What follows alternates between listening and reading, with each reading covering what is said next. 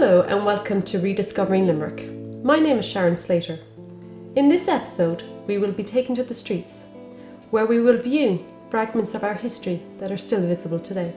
In this episode, we will be visiting what remains of the walls of Limerick. That's the old wall where it goes off into the corner, and then would have gone all the way down and down to the river, and then it would have joined at Ballsbridge over the river, and the wall would have extended around King's Island, and then back again onto the other side of the river, up John Street, out by Mungret Street, and then back up and across this way again. But you can see how, compared to how tall it was to when they were coming in, you have to imagine that all of this was lower down as well, because the ground has been raised in the last 300 years. So that would have been even higher, the wall of Limerick. This section in between where the two walls was called the parade, because the armies would march up and down through this section.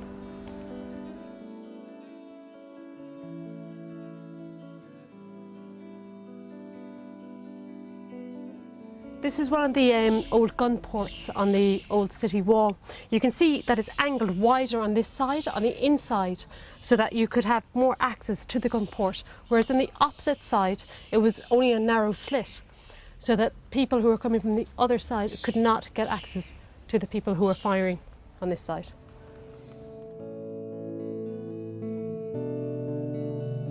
That was the entranceway there was, and it said that there was a house on the other side, and this was the entrance and exit from the city itself to the house, to the large house that was on the other side. You can see it's fantastic carved arch, it's lovely work. And it went the entire way through the wall. You can see it coming out on the opposite side. It was between the siege of 1690 and 1691 that it was made as wide as it is today. It was reinforced during the cold winter, where the Williamite army had to back away from Limerick. There would have been a floor on here. Maybe it was a store, could have been a store or something, but there's another one here for the platforms, for floors. This was much higher off the ground than it is today. This has probably been raised about 4 or 5 feet from what it was in 1690. There's another one.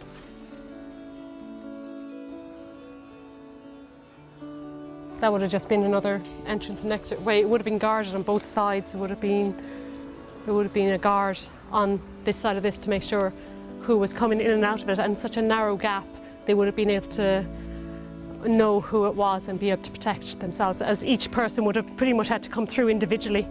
There wouldn't have been a horde coming through.